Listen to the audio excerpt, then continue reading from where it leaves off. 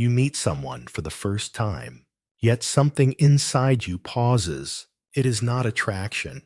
It is not curiosity. It is a sense of knowing, a quiet recognition, as if your soul is whispering. We have met before.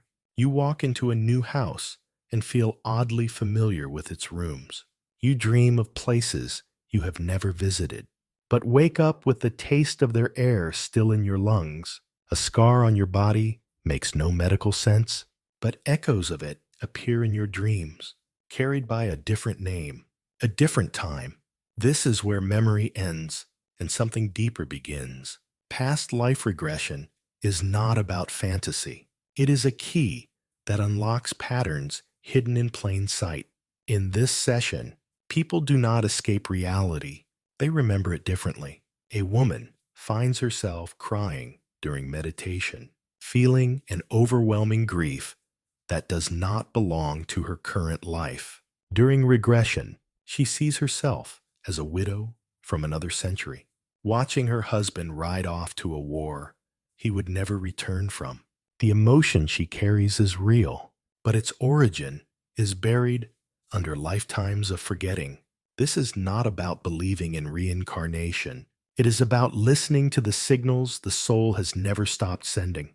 When the same pain repeats across different relationships, when fear emerges with no clear cause, when talents surface without being taught, the question arises, what if this is not just memory? What if it is memory that belongs to a life before this one? A karmic echo, returning not to punish, but to be seen, understood, and finally resolved. This is where the journey begins. It started with a feeling I could not explain, a kind of quiet exhaustion that went deeper than tiredness, like carrying a weight I had never agreed to hold. There were moments when I would sit in a room full of people, smiling, listening, saying all the right things, but inside, I felt like I was watching my life happen from somewhere else, detached, like an echo of someone I used to be. I kept asking myself the same question. Why does everything feel so familiar and yet so wrong? Why do I keep ending up in the same kind of relationships? Why do I always run when things get close? Why does fear show up at the exact moment I should feel safe? No one around me had the answers, and I had learned how to wear the right masks. So I started looking inwards, not for something magical, but for something honest. The dreams were the first sign. They came in fragments at first. A woman, dressed in cloth I could not recognize. An old city crumbling under the weight of war. A child calling my name in a language I did not speak. But I knew the meaning. I knew the sound of that cry. Then came the synchronicities.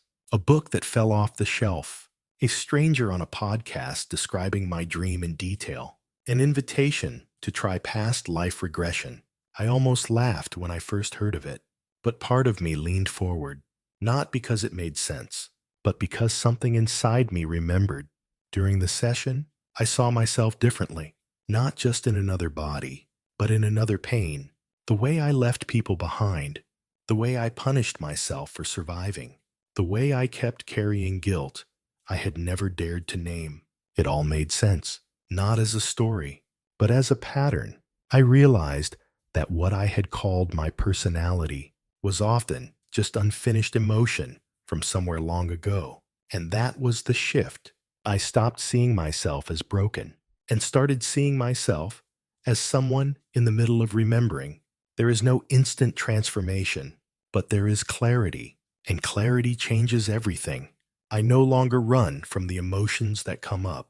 I listen, I observe, I breathe through them, and slowly, the cycle begins to soften. One small realization I carry with me now is that the soul is not interested in punishment. It is only trying to finish what it once started, with compassion, with awareness, with presence. That is when the healing truly begins, not by forgetting the past, but by seeing it clearly and choosing differently. And as I continued the journey, I realized this is not just about healing myself. It is about healing the way I show up in this life. And perhaps it is also about helping others remember what they have never really forgotten. The next part of the journey is understanding what karma really means, not as a cosmic sentence, but as a field of memory waiting to be resolved. Let us step into that now. For a long time, I thought karma was punishment, a sort of cosmic scoreboard, keeping track of all my failures. Every setback felt like I was being corrected, every heartbreak, like I was paying off a debt I could not remember. That idea weighed heavily on me. It made life feel like a courtroom, where every good thing had to be earned, and every mistake would come back with interest. But that belief started to shift the day I asked a different question. What if karma is not about judgment? What if it is simply memory, playing itself out through time? That question stayed with me. It changed how I looked at patterns in my life, the repeated arguments, the people I kept attracting, the emotions that returned in different forms, but always with the same taste. I began to notice how my reactions were rarely new, even when the situation was different. My fear responded the same way. My anger flared with the same rhythm. My sadness followed the same path back into silence. It felt like I was walking through a hallway I had memorized. Even though the doors looked different, I always ended up in the same room. And then it clicked. Karma is not a punishment. It is a loop, an energetic imprint, a vibration that keeps echoing until something conscious interrupts it. One memory stood out during regression. I saw myself in a different life, standing on a hillside, watching a loved one walk away. I could feel the pain in my chest, but I said nothing. I let them go because I believed I did not deserve love in this life. That same wound kept playing out. I kept letting people go, not because they hurt me, but because I thought I was never enough to stay. That was not punishment. It was remembrance. It was my soul showing me the old scene, hoping this time I would choose differently. Since then, I have stopped asking, "Why is this happening to me?" and started asking, "What is this trying to show me?" That shift changed everything. It turned karma from a weight into a map made of feelings, patterns, instincts, and reactions that no longer served me. The moment I stopped running from the pattern and started listening to it, a part of me began to soften. I did not need to fight karma. I only needed to witness it with open eyes and a willing heart. The lesson here is simple. Karma is not your enemy. It is a mirror, and like all mirrors, it can only reflect what is ready to be seen. The more I embraced this, the more I realized how deeply memory is woven into our being, not just in our minds, but in our bodies, our choices, our silence. And as memory moves, as it finds its voice, it no longer needs to scream. It begins to dissolve. That is how healing begins, not with punishment, but with presence. And this brings us to the next part of the journey, where memory meets method, where past life regression becomes not just a window, but a doorway. Let us step into that process together. Used to think regression was just another form of hypnosis, something mystical or theatrical, a trick for the mind to entertain itself. But I was wrong. What I found was not sleep. It was the opposite. It was waking up to something that had been waiting in the quiet for a very long time. It started with restlessness, not the kind that keeps you up at night, but the kind that makes you feel like you are always missing something. Even when everything seems fine on the outside, it was like my soul had been whispering for years, but I only began to listen when the familiar answers stopped making sense. I decided to try regression therapy because nothing else felt complete.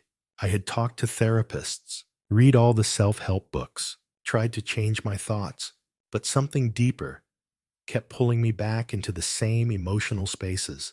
It felt like trying to paint over a wall where the cracks kept bleeding through. The first session was not what I expected. There were no spinning pendulums, no voices telling me what to believe, just stillness and a gentle invitation to let go of the surface. The therapist guided me to breathe slowly, to trust what images came. And then something began to open. It was like slipping under the surface of my own reflection and meeting a part of myself I had forgotten existed. I saw a life I had never lived in this body, but the emotions were real. I was a young man in a cold northern village, watching my family fade away from illness. I could not stop, and I felt helpless. That same helplessness had followed me into this life. Every time someone I loved got sick, that same panic would rise in my chest, and I never knew why. But in that moment, seeing where it came from changed everything. It gave the feeling a name, a shape, a story. And with that, the grip began to loosen. What I learned that day was simple. Regression therapy is not about believing in past lives. It is about making space for what your body and soul remember, whether those memories are literal or symbolic. They are guides and they are sacred. The process is less about uncovering facts and more about feeling the emotional truth behind them. It allows you to bypass the noise of the conscious mind and drop into a space where deeper patterns live, not to escape reality, but to return to it more whole. A small lesson that stayed with me is that your healing does not require you to prove the past. It only asks you to listen and to honor what arises, even if it defies logic, even if it surprises you. That is the beauty of regression. It is not control. It is surrender. It is not a performance. It is a remembering. And now, as this remembering deepens, we begin to realize that this journey is not only emotional, it is also energetic. And science, quietly and slowly, is beginning to catch up. In the next part, we will explore how modern research is starting to illuminate what spiritual traditions have whispered for centuries. That memory is frequency, that the body stores light, and that the soul may never forget. Let us walk into that understanding together. There was a time when I believed science and soul had to live on opposite sides of the conversation. One belonged to logic, the other to mystery. And like many people, I chose one and ignored the other. But the deeper I walked into this journey, the more that division began to dissolve. Because what I was feeling during regression, what I was sensing in dreams, and carrying in my body, began to echo in places I never expected. In data, in labs, in studies conducted quietly, far away from headlines. It began with something small, an article from the Heart Math Institute. They spoke of the heart as more than a pump. They measured emotional signals. They recorded how stress, love, and intention change the electromagnetic field around the human body. I remember reading the phrase, "The heart has its own brain," and something inside me paused. It was not just poetic anymore. It was measurable, repeatable, real. Then came the research on biophotons, tiny pulses of light emitted from living cells. Even our bones and nervous system give off these flickers, almost like memory, encoded in energy. Scientists had no explanation for why we glow. But those who practice regression, meditation, and spiritual healing already knew light is not just physical. It carries meaning, emotion, intent. During one regression, a participant described seeing threads of light connecting her to a figure in another life. After the session, she said her body felt warmer, not metaphorically. She was radiating heat. Doctors found no fever, no illness, only a shift that science had not yet been trained to name. It was not a miracle. It was resonance. Something had aligned, and the body responded like an instrument finely tuned. More studies began to appear, EEG patterns of people in deep spiritual states, fields recorded during Reiki and energy work, measurements that suggested the body is not a closed system. It listens, it emits, it remembers, and that was the moment my thinking changed. Maybe science is not separate from soul. Maybe it is just young, still learning the language of vibration, of silence, of memory without words. What I learned from all of this is that the more open I became, the more aligned I felt, not just emotionally, but physically, like my body and soul were no longer arguing, but walking side by side. So now, when I look at the idea of past lives, I do not need to believe blindly, nor do I need to dismiss what cannot yet be proven. I simply listen to what both the data and the dreams are trying to say, and they are saying something powerful. That consciousness may not be confined to the brain. That memory may move through light, and that healing might begin the moment we accept that knowing is not limited to thought. From here, our path leads us deeper into real human stories, where people just like you and me faced their patterns, saw the past, and changed the way they lived this life. Let us step into those stories now. Sometimes change does not come from trying harder. Sometimes it comes when we finally stop and listen to the story we have been repeating without knowing it. For years, Daniel struggled with a fear of abandonment. He would enter relationships with hope, but leave them in panic. The moment someone got too close, his body would shut down. His breath would shorten. He would convince himself he was not ready and walk away again and again. He tried therapy, read books, tried to talk himself out of it, but the pattern kept circling back like clockwork. During his regression, he saw himself as a soldier in another time, standing outside a burning village. His partner inside, he had left her behind to follow duty, and she never made it out. He carried that moment, the guilt, the loss, into this life, unconsciously trying to leave before he could be left again.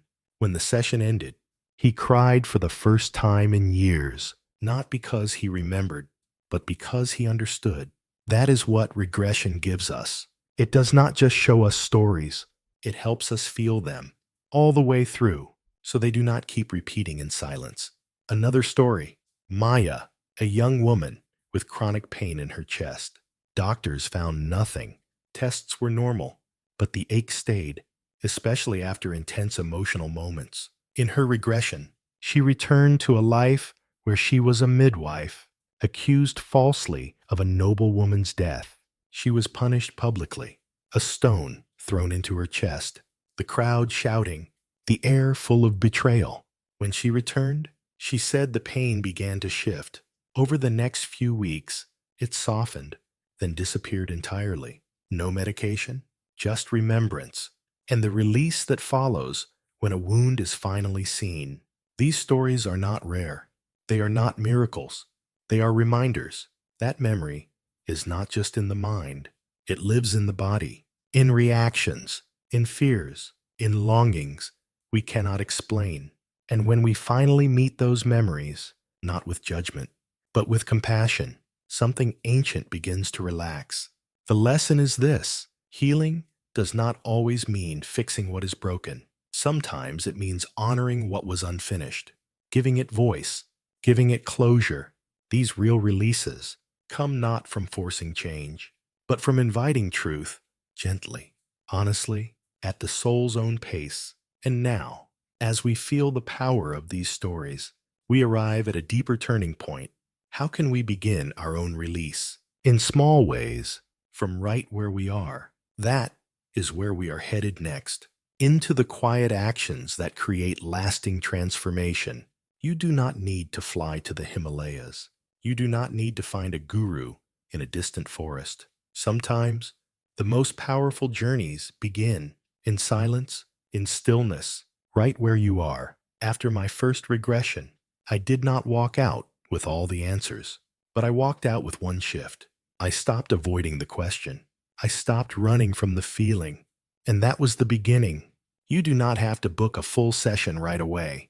There are simple, honest steps you can take to begin listening to what your soul has been whispering for a long time. Start with a journal, not to write what you think, but to write what keeps coming back. Patterns, emotions, names that stir something in you. Write without judging. Let memory surface in its own way. Pay attention to dreams, not just the wild ones, but the quiet fragments. A place you have never been, a language you feel you understand, a sense of deep familiarity with someone new. Write it down. Patterns often appear when we stop trying to interpret too soon. Explore guided meditations or regressions. There are many simple recordings online that gently lead you inward. You do not need to force anything. The mind may resist at first, but with softness and repetition, something will open. Practice presence in emotion. When a strong feeling rises, instead of pushing it away, breathe with it. Ask it, where have I felt this before? Not just in this life, but beyond. Create space for inner stillness. 5 minutes a day, sitting in silence, not to escape, but to hear. Sometimes the most important message is the one we almost missed. You might also try creative expression, art, music, dance. These often bypass the filters of the conscious mind and speak the language of the soul. These steps are not about doing more. They are about being more aware, more present, more open. A woman once told me she began her healing by lighting a candle every night and simply saying to herself, I am willing to remember. That was her beginning, and it was enough. So ask yourself, what small step feels gentle but true? What one act could you take this week to invite your own remembering? There is no race, no comparison, just one breath, one step, one truth at a time. And as we near the final part of this journey, we come not to an ending, but to a return to something ancient and quiet, the part of you that has always known, always waited, always remembered. Let us close together now with what the soul has been trying to tell us all along. There are some truths that do not arrive with thunder. They arrive like a breath, soft, still, unmistakably real. You are not broken. You are remembering, not in your mind, but in your bones, in the way your chest tightens before goodbye, in the way your heart pauses at certain names, in the dreams you cannot explain, and the love that refuses to fade. What if you were never meant to forget? What if all along your soul had been keeping the records, waiting for you to be ready, not to relive the pain, but to set it free? You are not starting from scratch. You are continuing a story that began long before this body, this name, this chapter, and now, in your own quiet way, you are answering a call that began lifetimes ago. So take your time, honor what stirs, breathe with what arises. The journey does not need to be dramatic. It only needs to be honest. If something in this story felt like a mirror, if a part of you softened while listening, or remembered what you could not explain, then maybe, just maybe, you have always known. This channel was created for that remembering, for those who walk through life, sensing there is more, for those who are ready to turn inward and listen. So if this spoke to you, gently, truly, follow this space. Subscribe not as a fan, but as a fellow traveler, so we can keep walking together back toward the light we never truly lost. Until next time, be kind to what echoes inside you. It might just be the soul calling itself home.